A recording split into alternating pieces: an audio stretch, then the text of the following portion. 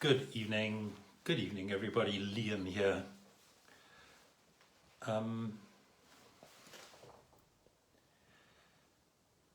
It's 7 o'clock Central European Time, 6 o'clock Greenwich Mean Time, Saturday evening, the 6th of September. I would first of all like to reach out to everyone who sent their congratulations on the 1st of September, my birthday. Kind thanks. Thank you very much indeed. Oops, things are just collapsing here. Yeah, 63. Going strong, and still many years to go, with lots of writing to look forward to. This evening, what am I going to read, and what's the evening going to be about? Two questions I want to answer briefly, so there's not too much talking and there's lots of poetry. The one is, what is the intention of my poetry?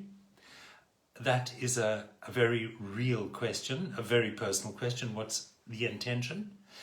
And the second question is, why is it that throughout the course of history, poetry has always played a role in the development and in the enrichment, I would perhaps call it, in enriching the human soul?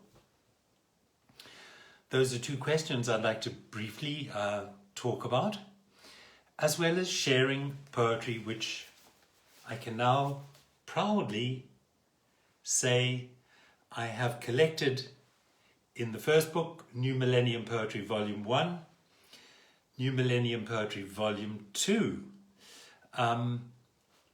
Volume 1 also has the QR codes. Just a brief reminder, these QR codes, it's a quick response code. You scan it with your smartphone, connects you to the website, and the magic happens. The poems are recorded and they start to talk to you through your smartphone. It really is, it's a fascinating experience. Even though I've done it myself, every time I try it out, I'm amazed. I'm absolutely amazed. It's astonishing what we can do nowadays using these smartphones and this new technology. The second book of poetry that came out earlier this year, the recordings are not quite finished yet, but I'm working on them day by day, and they will be uploaded with a new edition later in the year. So then both books will have the QR codes with them, right? Just leaving it at that. So, where are we going to start? The two questions, right? Question number one was, what is the intention of my poetry? And I have actually formulated that using the following words. I said the intention of my poetry is to inspire, to give you no other choice, than creativity. So what do I mean? What I mean is that when you read the poetry, that the words that light up in your own mind inspire you in some small way to be creative in your own thinking. Yeah? Be creative in your own thinking about the content and carry those ideas further, carry them forward, and interpret them in your own manner, using your own vocabulary, and thereby integrating them into your own personality. So in many of the poems, the thoughts and the ideas that I share are universal. They are universal, meaning that they apply for me as much as they do for everybody, but especially you as the individual who's listening and participating. That was the microcosm, me, in why and the intention of what it is I have when I write. Gisela, greetings. Lovely. Thanks for being there. Thanks for your time. The second very general question I wanted to approach was, what role has poetry played in the course of our human evolution? Now, if you realize that the very first things that were written down in cuneiform on a clay tablet in Sumeria 4,500 years before the birth of Christ, that takes us a long way back in history. The very first thing that was written down was the Epic of Gilgamesh. The Epic of Gilgamesh. And that was written down in a writing known as cuneiform, in a poetic form. It was recorded, and these tablets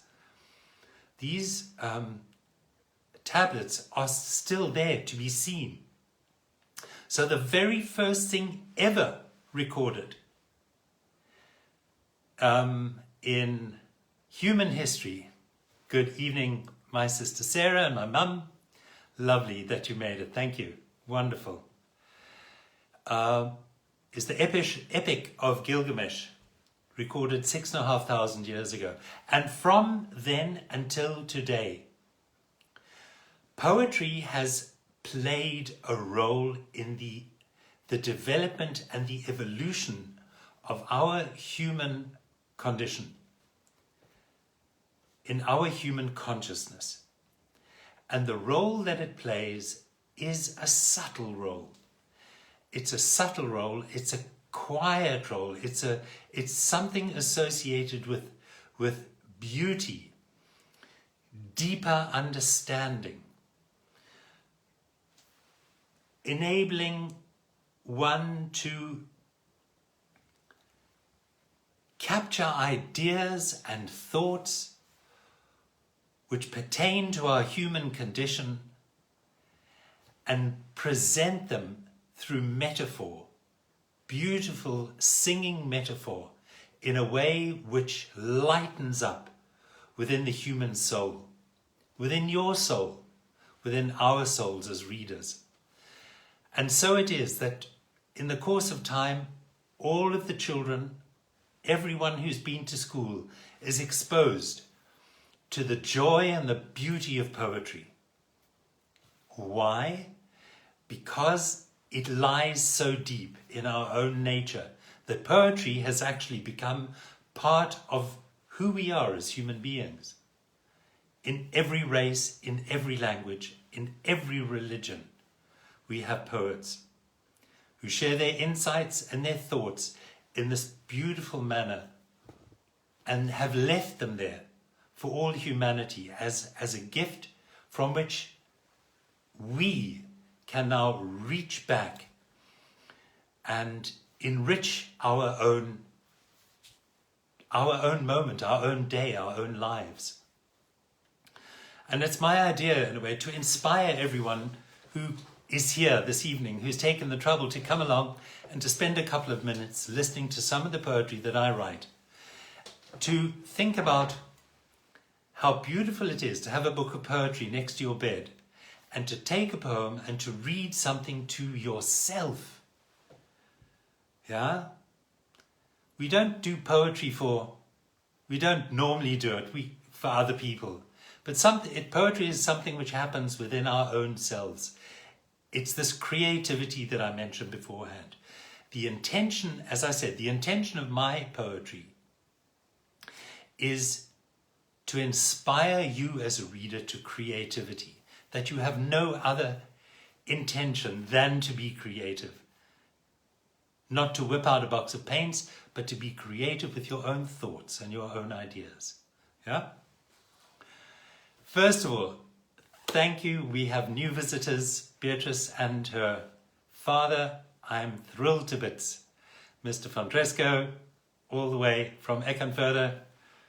Greetings from Liam Kennedy, yeah. And I believe my mother, my lovely, beautiful 86-year-old mum is also listening. Greetings to you, mum. So I've spoken a couple of minutes about the macrocosmic picture of poetry, the microcosmic intent of what I propose to do. And now I'd like to actually share some of the work that I have recently been writing.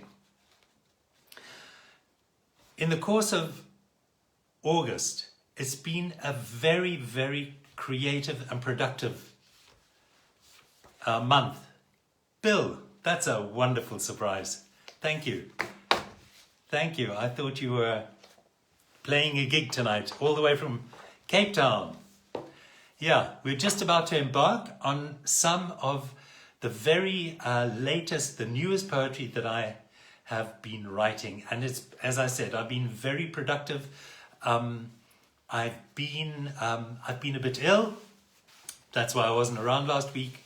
But here I am. I'm back in form and ready to go. I'm going to start with a poem, and it's called The Arc of Love. The Arc of Love. And I was inspired. I was inspired by this because I read the line, the arc of a mallet. Now we all know what a mallet is, or maybe you don't. A mallet is a wooden hammer used by carpenters. And the arc, of course, of the mallet is the movement that it makes through space before it hits the chisel. And this remained with me, this idea, the arc of a mallet. It was a very unusual formulation of nouns and verbs, and out of that came this poem.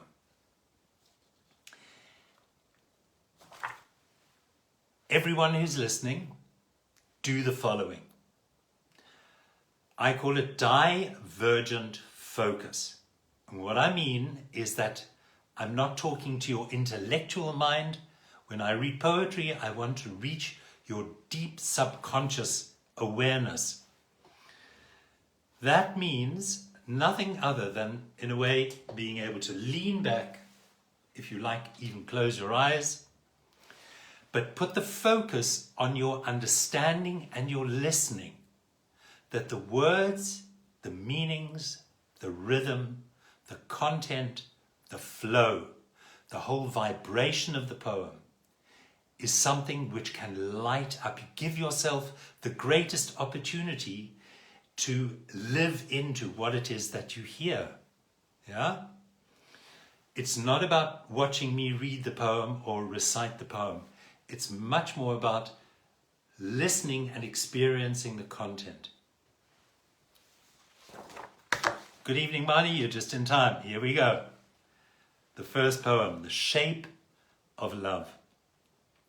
In the arc of a mallet, the form of your love shapes me and molds my eyes in the way they receive the light. Warm, welcome embraces which create my perception. Craft the vision of you. Invisible becomes tangible.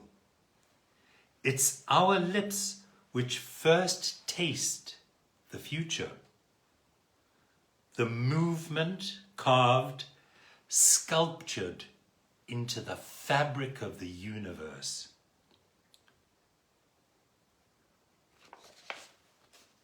In the arc of love, the form of your perception creates me too, hammers my ineptitude with forgiveness, straightens my inconsequence with gratitude. This malleability of soul is the substance of our consent, the direction of what we mean, the meaning of this which we have become, one, each a master crafting what makes us real, what makes us true, together. Yeah? So I took the metaphor, it's the metaphor of the mallet, and used that and followed that through as a driving force which creates the personality, the love between two people, hammers my ineptitude with forgiveness, straightens my inconsequences with gratitude. This malleability of soul is the substance of our consent.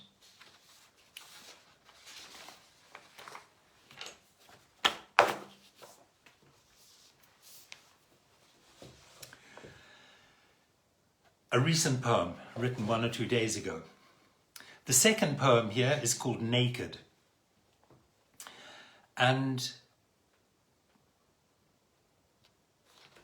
why did I say naked? I called this poem Naked because I had the idea of, we stumbling into our future and we carry with us our past as rags, as ripped, old, worn clothing of the past, which we need to tear off, to throw it away, and stand naked in front of your own soul with the intent, with the creative intent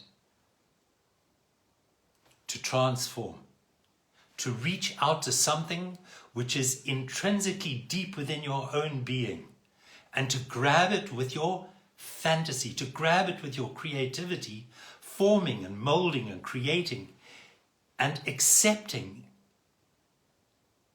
it as a new you, clothed in something which feels good, which is full of life, which is full of joy, and which is full of love.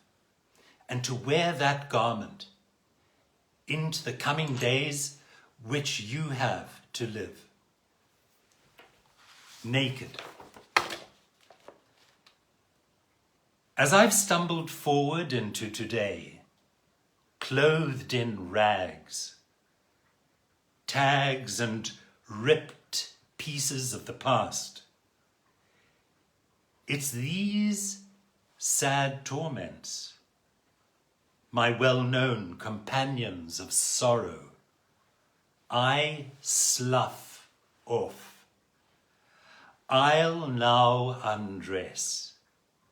I'll now strip away and stand naked with thee before my soul, arms outstretched, and cry, free! I am free. My body beautiful is a gift from God through birth. My soul chose this place magnificent to live in. My spirit embraces these three. In this communion, recognize how much joy life has in fact given us to see.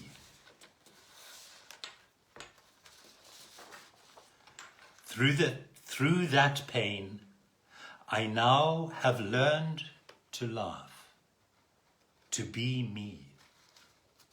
Yeah?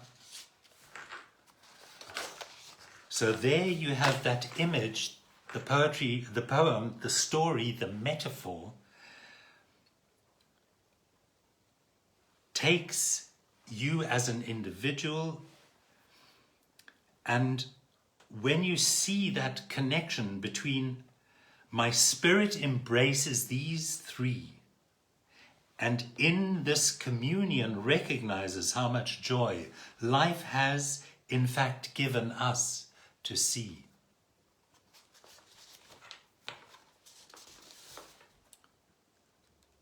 Through the pain, I've now learned to laugh, to be me.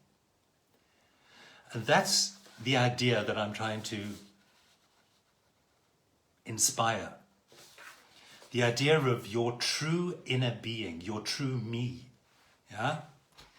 This creative me that is in itself free of any type of self-imposed restrictions or restrictions which society imagined has placed upon you. Good evening, Richard. Welcome to the reading. Thank you. This next poem is a poem which has taken, the metaphor is taken from nature, and it's called Summer Free, and it's a beautiful little poem. Listen carefully. It's really, I love this little poem to bits. It's simple, it's uncomplicated, and it's extremely beautiful. Summer Free.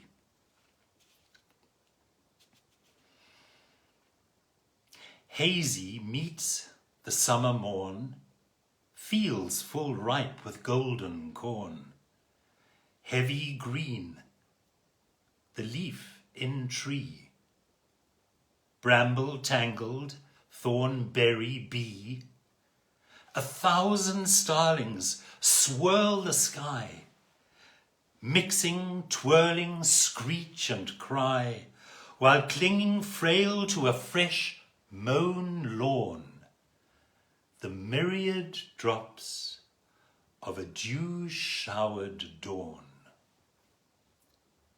My bike rolls free through the morning me, fresh the red in a ripe apple tree. I whistle, I sing, my words fly by, some while a bit longer, some catch my eye. Build pictures, build moments, build rhythm, rhyme, song. For you, who I look for, I will share my song. Will I tell my story this summer day long? Good evening, Eddie. Long time no see. Pity we can't have a chat, or maybe we should have a chat later. An old school friend of mine from Fishhook, 1975. Thank you for being here. Thank you for your time. Yeah, I've just read a little poem called Summer Free, and I'd like to repeat one stanza which captures that moment so beautifully. And it's, hazy meets the summer morn, fields full ripe with golden corn, heavy green the leaf in tree, bramble tangled, thornberry bee, 1,000 starlings swirl the sky, mixing, twirling, screech and cry, while clinging frail to a fresh mown lawn, the myriad drops of a dew-showered dawn.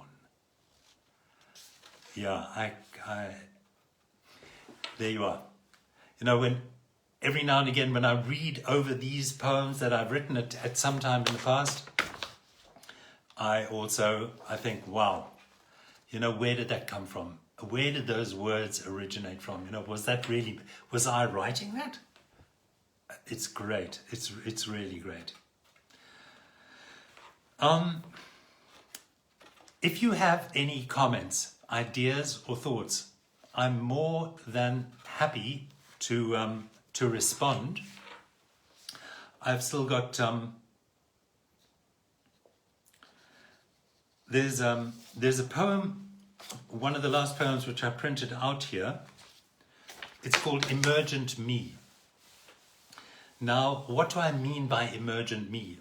And again, I'm coming back to this, the idea or the topic that as in our humanity, in each one of us is something very powerful, very authentic, and very original. And that spark of the spirit becomes overlaid and overburdened through the consequence of our childhood, our schooling, our training, our learning, and in a way the way the world works. The world doesn't work to lift up and support the individual, to unfold and discover their deep inner spark. Just the opposite. But the idea behind poetry like this is in a way to inspire your own thinking and ideas to go down that pathway and to reflect in your own time. So this poem in particular is called Emergent Me, and it describes the process, which I'd like to share with you. Emergent Me. When I feel, when I hear my heart beating, strange, wonderful, and new, it's you, you know, who's new to me, whose music plucks the strings strung tight across my life, lines which connect the invisible, threads, a web of connected ideas, weave the mysterious meaning, hard programmed in heliactical patterns. I've always wondered, I've always tried to see. A blueprint of who I could, of who I would be with you, who catalyzed me emergent from the fabric of upbringing to the liberated mind of conscious, aware truth. Awake to the now, aware of the how, wanting only the really truest you to hold me in warm hands and smile. To hold me in warm hands and smile. Well, that's been a small collection of poems that I have that I've been finished writing recently. As I said, in August, it was incredibly productive. I brought out 20 new poems, which each and every one are totally original and completely different. But in some way, they all contain one thread. They contain a thread which is there to inspire the reader, you. So when you get the book, and before you go to bed at night, you just open up the book and read wherever you want to go. And this is what I'd like to do with you now. This is the latest, the volume 2 of New Millennium Poetry. Poetry written for the new millennium. Poetry which has been specifically inspired and created for the emergent mind, the mind looking for meaning in a world which has become swamped in things, in superficial things. We've got everything we need, but what we don't have and what we have to search for are the meanings and the understandings of what life is actually about. What's it about? And to find those meanings, they're not written on the signposts of life. They're not in the supermarkets and in the stores where we buy whatever it is that we want to buy. And we fill our homes with whatever it is we want to fill. When we look for meaning, we have to search, we have to read, and we have to think, and we need to be quiet.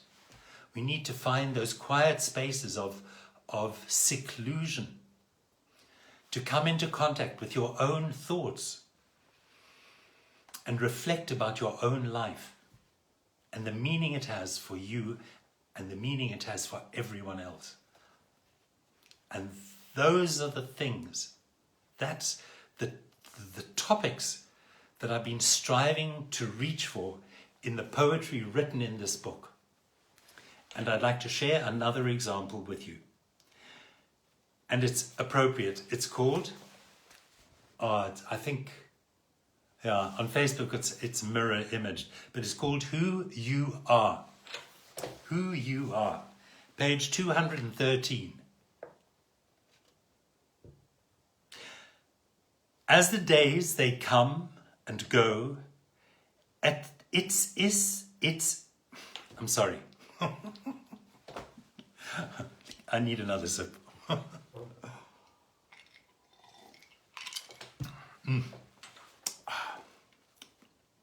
Okay, another try. Who are you? Who you are. As the days they come and go, it is as if I've always known that out there and far away, beyond my sight, beyond the flight of thought, of touch and feel, the person, you, so real, lives floating on a cloud of colours bright and gay, of sounds and song. Away, away, I calling say, listen to the cheep. Listen to the creeping hands of moments lost, of minutes found, of feelings, memories, so profound. They might just adjust anew the times I've had and shared with you. The thoughts are yours. From mine they intertwine, create anew an image, a memory of who you are, of what we have become, where we still have to go and do. Am I a fool? Just laughing because of who I am to you. Am I just a fool? Laughing because of who I am to you.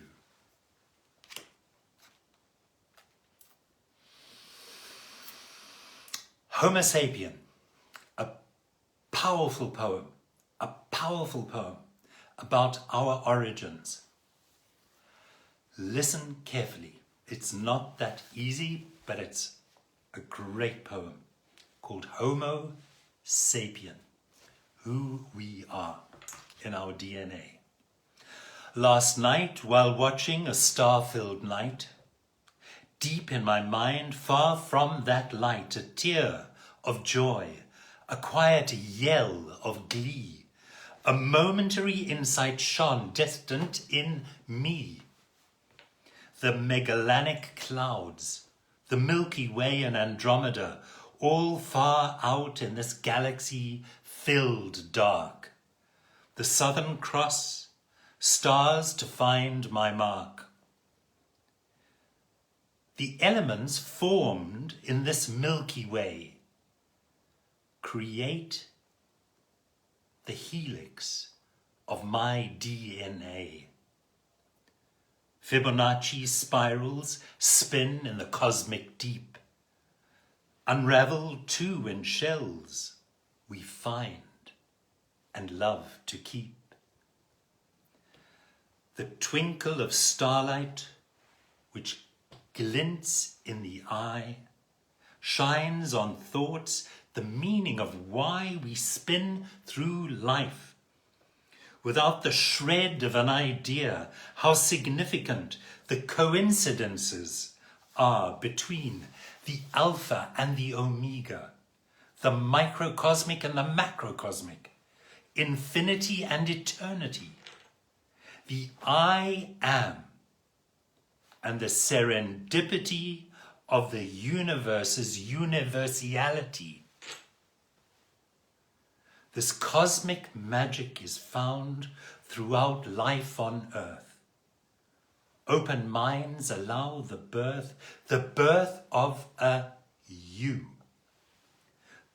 New, fresh, deep and true. The mystery known to none but those who ponder. Why, where, when this amazing world all began. We are ancient. Homo sapiens.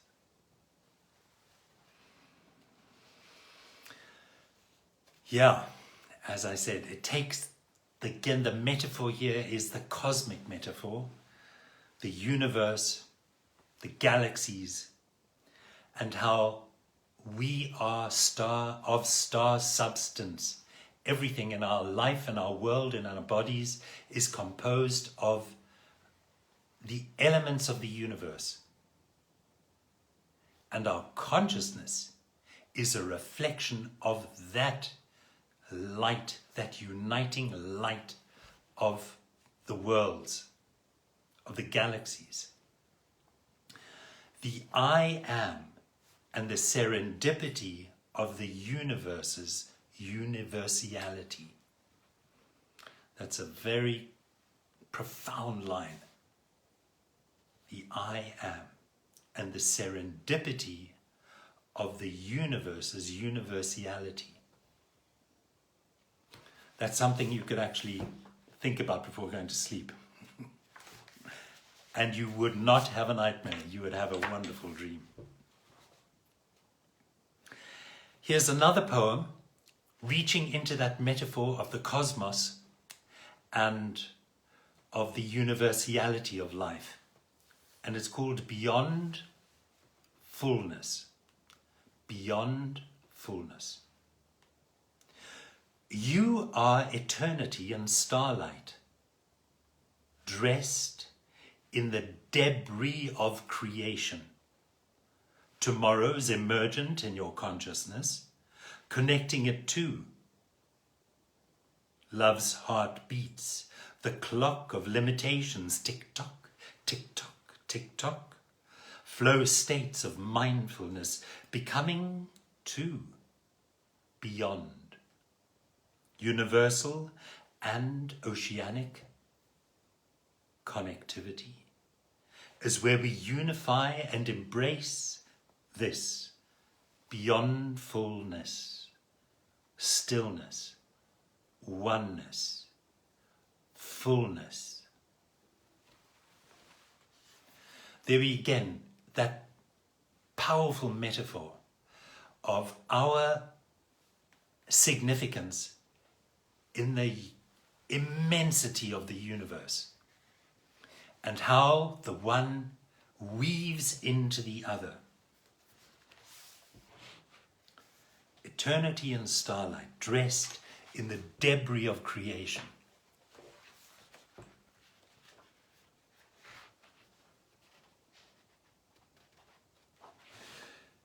Time is flying, I can see. I sincerely hope you still have a little bit of patience. I'm not, I would love to read another one or two poems. If you're happy to bear with me for another moment or two, that would be brilliant. Richard, thank you for your comment. Thank you, that's very kind. Thank you for your comment. This next poem is called The Artist. And here the metaphor, again, the metaphor that I'm working with is the artist in you. As human beings, we fundamentally, each and every one of us, we don't have to identify ourselves as artists, but we do have the capability to be creative. And that's the metaphor that I want to work with.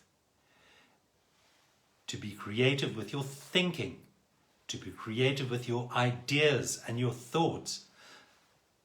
And in that creativity, use that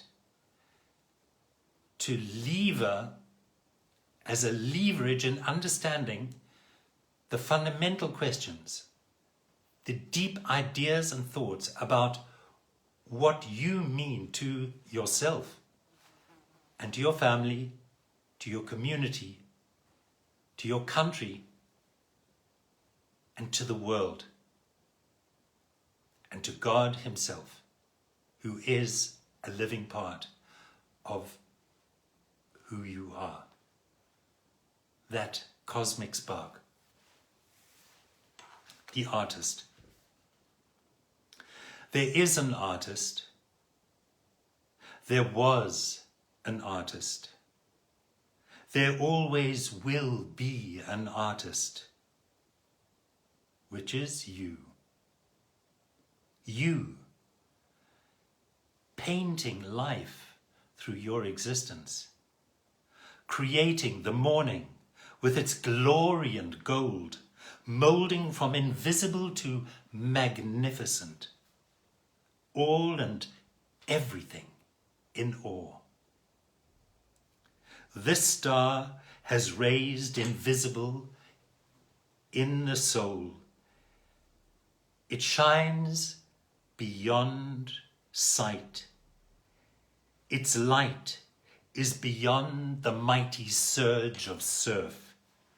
Just infuse the energy.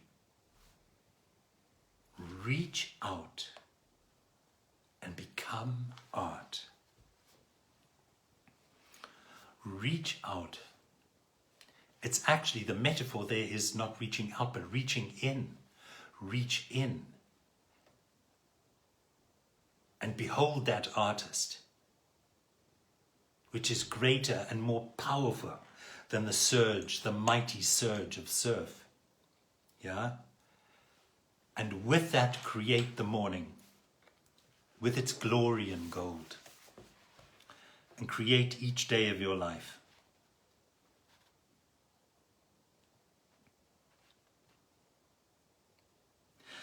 Perhaps to close, I'm going to come back to this beautiful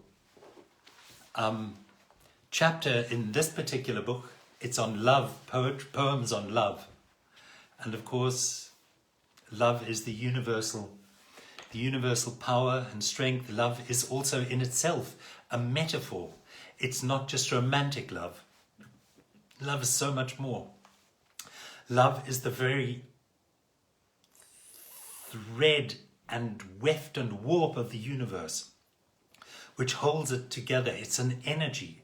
It's an all-persuasive, pervading, infusive energy which connects everything to everything else.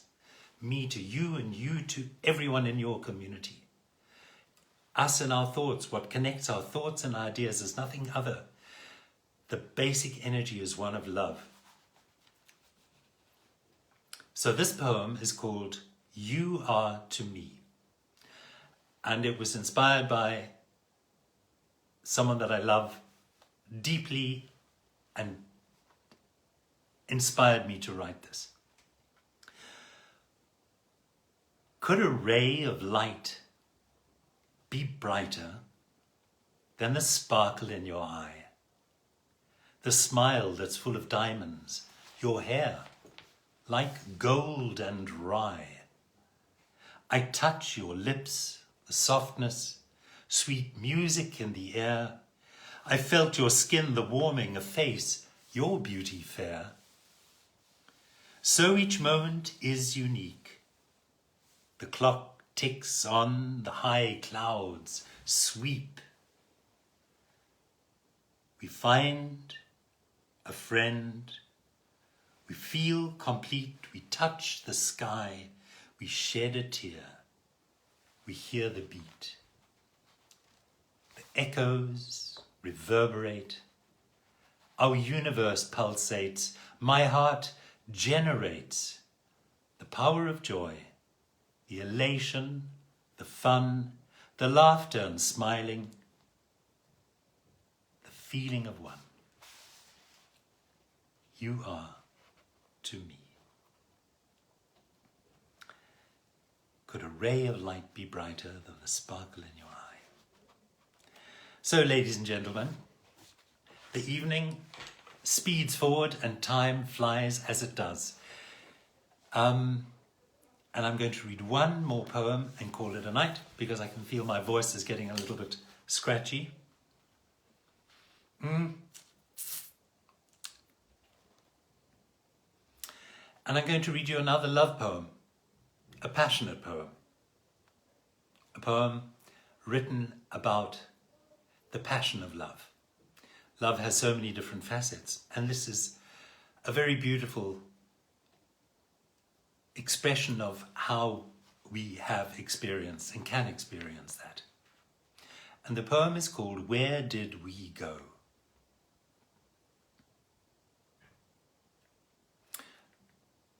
No, it's not often we lie wrapped in one another, hearts beating fast and fantastic flashes lighting up our eyes. We breathe low, slow gulps of reality. You return, I retrieve my individuality. From out there among the planets, we flew high, we came back deep. Looking bewildered, the beauty of the moment pulls back like tide across the heaving ocean. Wavelets of love light, spring glittering silver, lighting this halo of momentary magic around your face. My body now waits, pearled in beads. My mind, though, afloat, a sail on that distant sea, calls Athena to take us back, reunite us in the passion from whence we came. That place is barren now without this love, without this line of letters, to capture it, warm and gentle in thy hand. It's not often we lie spread, eagled, pinned to life by Cupid's arrows, crying not from pain, but from joy, from feeling overwhelmed that this could go so deep, so far, so excruciatingly close to nirvana.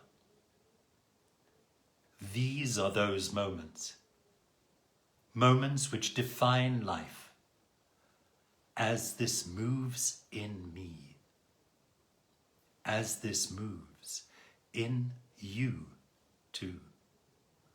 We return, yet we arrive with something new, to keep close, to keep clear, to keep safe.